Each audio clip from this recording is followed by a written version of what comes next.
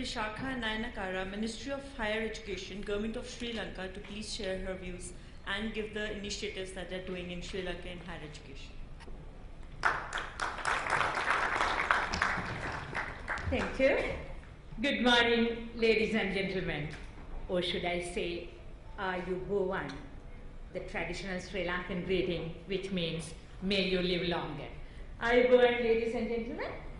It is my honor and privilege to be here today on behalf of the Secretary, Ministry of Higher Education, Dr. Sunil Chayantha Navaratne, to share with you some of the initiatives Sri Lanka is experiencing at the moment. Listening to Mr. Prakash, I was wondering, is he really having my wish list in his presentation? If you look at, when you talk about Sri Lanka, I believe still what comes to your mind is the past, which was hampered by 3 decades long civil war which was going on. But today, my dear friends, Sri Lanka is experiencing peace and development, which we hope would lead to a future which is technologically advanced, knowledge-based, and a self-sufficient economy. In that economy, the government's emphasis is on 6 key areas: energy, the commercial hub, being a commercial hub, aviation, tourism, and maritime development, together with the development of a knowledge economy. In that mandate, the Ministry of Higher Education has a huge role to play, and the government's vision, which is known as Mahinda Chintana, the vision for the future, talks about developing a youth who can see the world over the horizon, entrusting us with the responsibility of producing that youth. If you look at the education portfolio in Sri Lanka, we do have 3 key ministries responsible for the education. The Ministry of Education, which looks after the primary and the secondary education. Ministry of Higher Education, which is responsible for the higher education, both state and to some extent private. And also we have Ministry of Skills and Vocational Development, which looks at the alternate higher education. In a given year, we have about 120,000 students qualifying from advanced level to enter the universities. Sri Lankan state-owned higher education is provided by the government. We provide free higher education as well, in addition to the secondary education.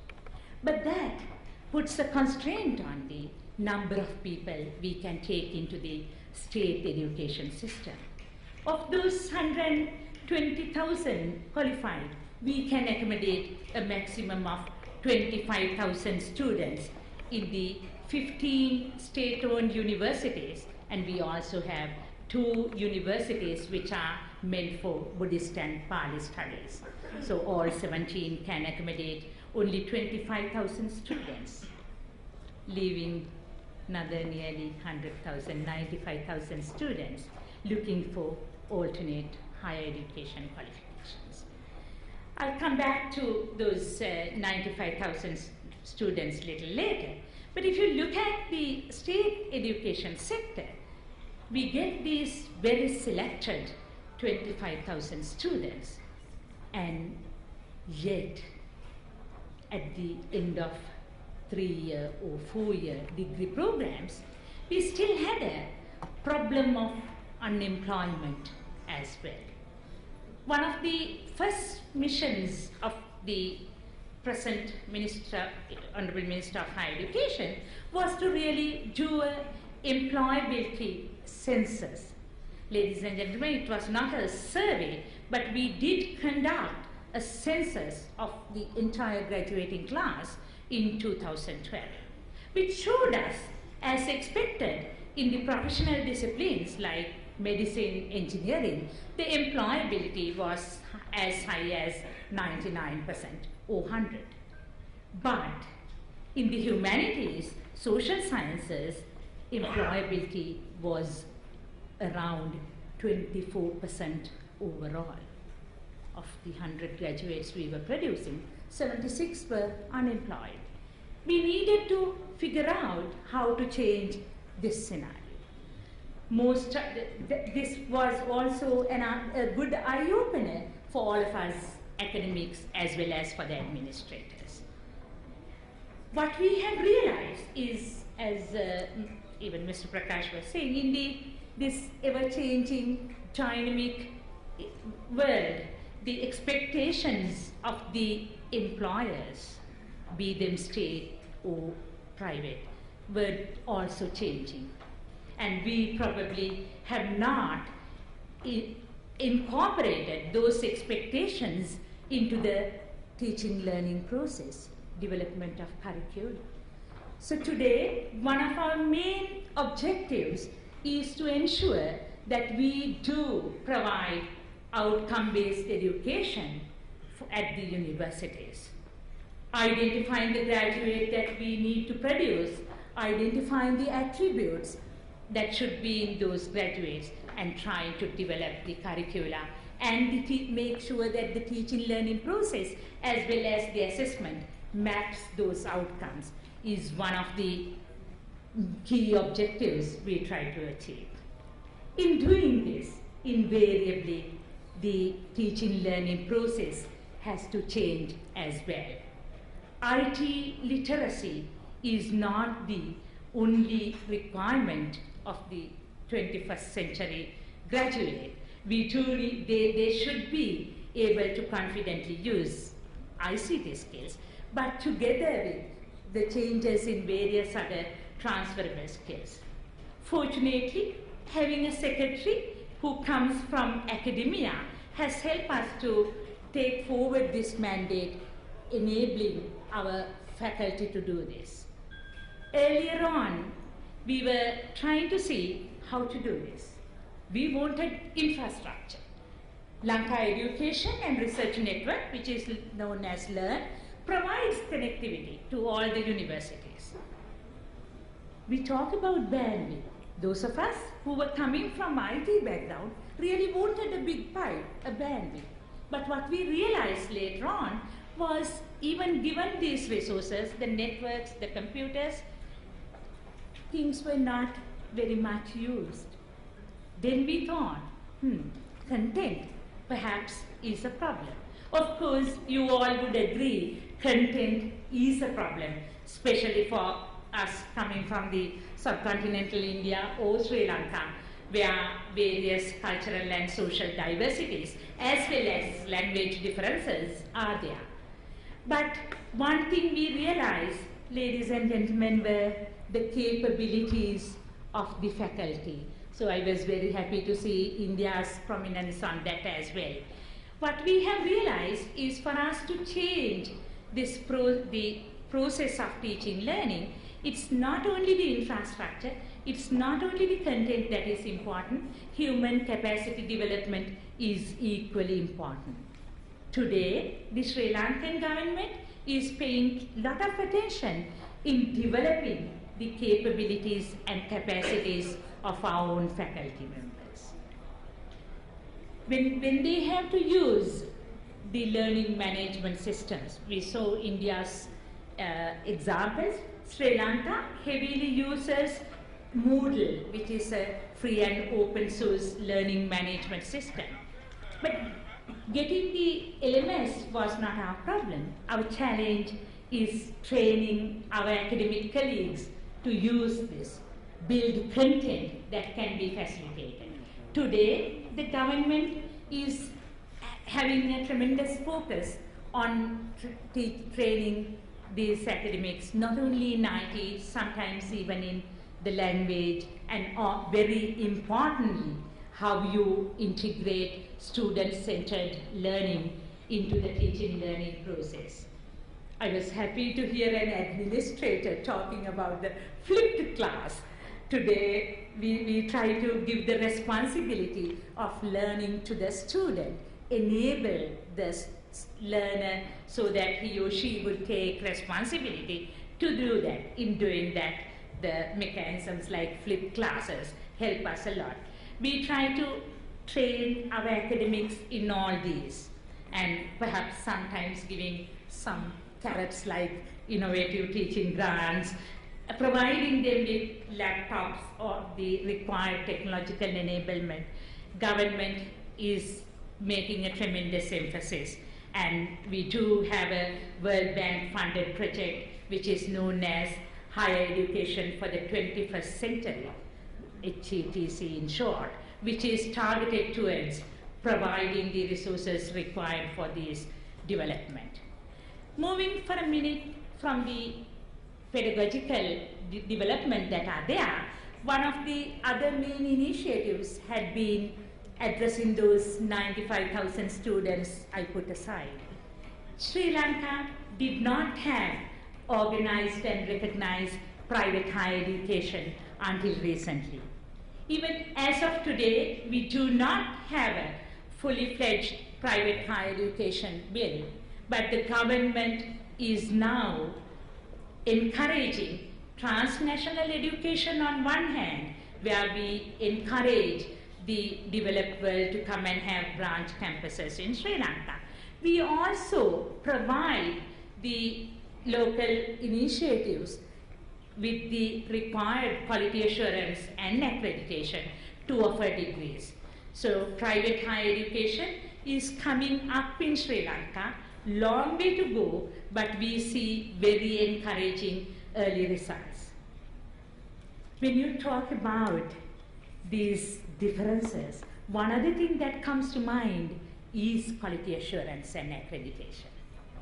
Ladies and gentlemen, today the Sri Lankan qualification framework is in place, though not legally mandating the state universities to use it yet. The bill is in front of the parliament with the legal draftsman. But we do have Sri Lanka qualification framework, which is right now the benchmark that we, together with the subject benchmarks that we use to measure the qualifications that we give. I come here having had the 13th regional sessions of the UNESCO in recognizing qualifications in higher education in Asia and the Pacific, which was held on Monday and Tuesday in Colombo, where we try to not only just think about the Sri Lankan case, but we need to be of comparable levels for the student mobility, for the credit transfer. So there, at present, there is a tremendous emphasis in providing quality assurance and accreditation. Quality Assurance and Accreditation Council of Sri Lanka is promoting the internal quality assurance mechanisms in all universities. Once again, it's not just having the document, Sri Lanka Qualification Framework, that's going to give us that. We need to provide for human capacity development. So we do provide for a lot of human resource development. Again, you in Asia would agree with me, while we talk about students taking the responsibility for learning, it's being a daunting task for us, where the students are very dependent to do this.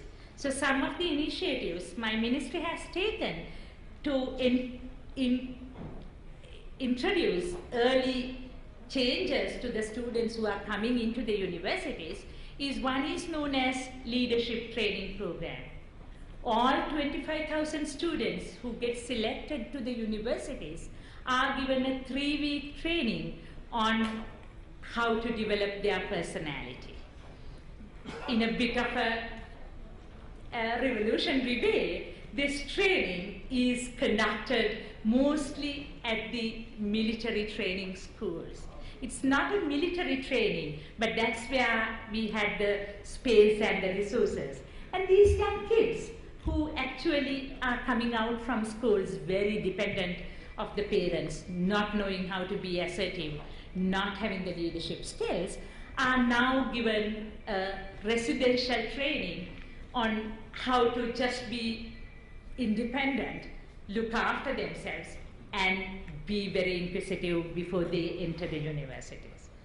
First year, like any other change, it was met with bit of sarcasm, bit of resistance. Today, we have completed 3 years and everyone is looking forward for this training, which it's still too early to talk about the quality of the graduates because none of these people have graduated, but which has given a different perspective, a different mindset for these young kids who are coming into the universities. We also conduct a national competition, inter-university competition, which we call Kavita, where we look at the aesthetic talents, be it dancing, be it singing, be it composition. We try to encourage these young undergraduate students to think beyond the subject knowledge. And that again has helped us inculcate various different soft skills into these young undergraduates. Do I have time? Just before I wind up, let me tell you, I was talking about the mindset. One of the emphasis that we have at the moment is looking at we were earlier talking about knowledge, skills and attitudes almost in the same breath as academics. But what we have realized is skills component, knowledge component was what was getting our attention most. My secretary keeps on saying we produce half-K graduates. They have knowledge, the old knowledge. But skills and attitude, the affective domain also was very important. And what we realized, perhaps having gone through 30 years of war, when you just talk about attitudes, putting everything into the same basket, that was not addressing what was most important for us, the mindset. Because in the 21st century, these organizations do want the correct mindset as well. So what we promote right now is we talk about what is called KSAM graduate, knowledge, skills, attitudes, but we take the mindset out and put it separately because we feel that there is a tremendous need to address the mindset issue. Otherwise, what would happen is thinking that we do the correct thing, we probably may do the wrong thing very effectively, but that would not address our issues. So overall, we try to use technology, we try to develop the faculty capabilities in using technology, but at the same time, we move away from the very hard technologies to address softer sides like mind skills. That's very briefly what we do right now in Sri Lanka. Thank you.